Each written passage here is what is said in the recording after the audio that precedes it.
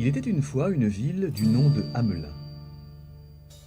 C'était une jolie petite ville d'Allemagne entourée d'épaisses murailles et protégée par de hautes tours. Ses habitants étaient riches et pensaient que jamais le malheur ne viendrait frapper à leur porte. Or, une nuit, alors que toute la ville dormait d'un profond sommeil, les rats apparurent. Oh, bien sûr, des rats, il y en avait depuis toujours dans les caves et les greniers, mais on ne s'apercevait guère de leur présence. Cette nuit-là, les rats se répandirent dans la rue, sur les places, dans les jardins, par centaines, par milliers. Jamais on n'en avait vu autant. Le matin, lorsque les habitants de Hamelin ouvrirent leurs volets, ils furent épouvantés. Les rats entraient dans les granges, dans les greniers, dans les maisons. Il y en avait partout. Même les chats et les chiens prirent peur. Les habitants essayèrent d'abord de les chasser, mais rien n'y fit. Les rats étaient trop nombreux. Les habitants allèrent se plaindre auprès de leur mère. Moi, cette année, je n'aurai pas un épi. Ils vont manger mon blé en herbe jusqu'aux racines. Ne comptez pas sur mes magasins. Ils les ont vidés, nettoyés, ratiboisés. Hier soir, j'en ai trouvé qui avaient fait leur nid dans la soupière. Ils avaient commencé par manger la soupe, bien entendu, et nous, on a soupé par cœur. Ne m'en parlez pas. Chez moi, il y en avait toute une famille dans mon chapeau ce matin. Je n'ai pas osé y toucher. Je suis venu nu-tête. Je vais sûrement m'enrhumer. Monsieur le bourgmestre, si vous ne prenez pas les mesures qui s'imposent, toute la ville va mourir de faim et de froid. Mais qu'est-ce que vous voulez que j'y fasse? Je suis comme vous, moi. Tout bourgmestre que je sois. Ils m'ont mangé toute ma basse-cour, mes chats, et même mon grand chien danois qui n'avait peur de rien. En ce moment, ils s'attaquent aux poutres de ma maison. Et quand ils m'auront dévoré, moi, vous serez sans bourgmestre. Et il faudra bien que vous preniez des mesures vous-même. Alors, la terreur s'installa dans la ville, et avec elle la famine et la désolation.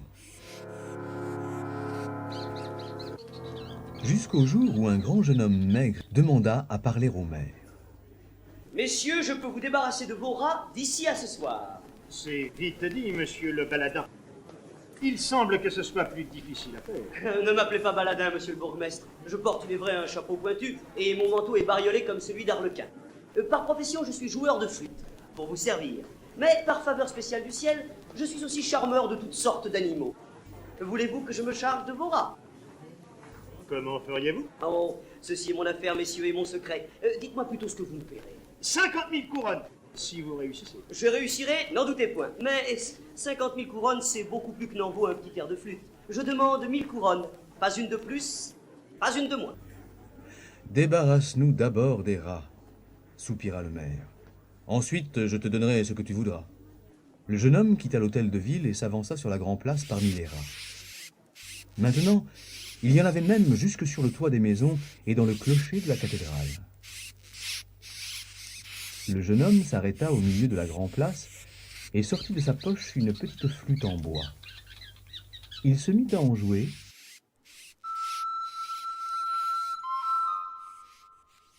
et aussitôt les rats dressèrent l'oreille, puis ils se rassemblèrent autour de lui. Quel ne fut pas l'étonnement des habitants de Hamelin lorsqu'ils virent le jeune homme se diriger d'un pas lent vers les portes de la ville, tous les rats sur ses talons. C'était comme si le chant de la flûte les ensorcelait. Puis le jeune homme franchit les portes et tous les rats le suivirent.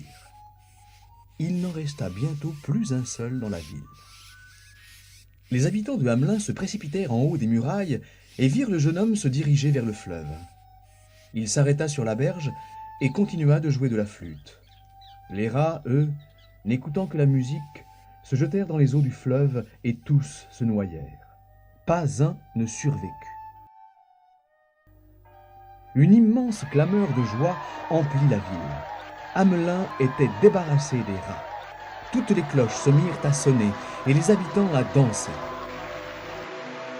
Le jeune homme, impassible, rangea sa flûte dans sa poche et revint trouver le maire. Je crois, messieurs, que voilà du travail propre et que vous n'avez rien à y redire. Mon ami, il s'est passé ce matin une chose étonnante, en effet. qu'elle ait coïncidé avec votre venue dans notre bonne ville. Vous rentrez sympathique à nos yeux, croyez-le bien. Nous songeons sérieusement à vous nommer bourgeois d'honneur. Sans vouloir vous offenser, monsieur le bourgmestre, je n'ai que faire de votre sympathie et de votre bourgeoisie d'honneur. Je vous prie de bien vouloir me remettre les 1000 couronnes que vous m'avez promises en échange du service que je vous ai rendu. Service? Quel service? Nos rats se sont suicidés, tout le monde l'a vu. Vous n'y êtes pour rien. Et même si vous y étiez pour quelque chose, avouez que 1000 couronnes, c'est beaucoup plus que n'en vaut un petit air de flûte. Tenez, nous ne vous en voulons pas.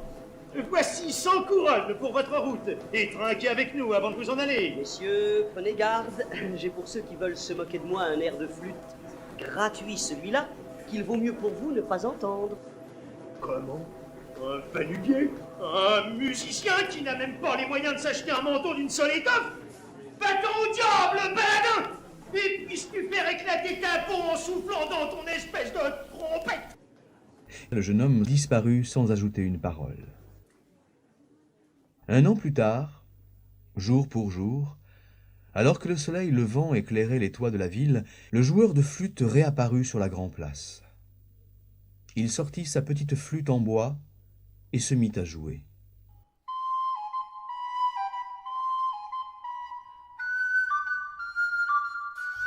Et tous les enfants se regroupèrent autour de lui.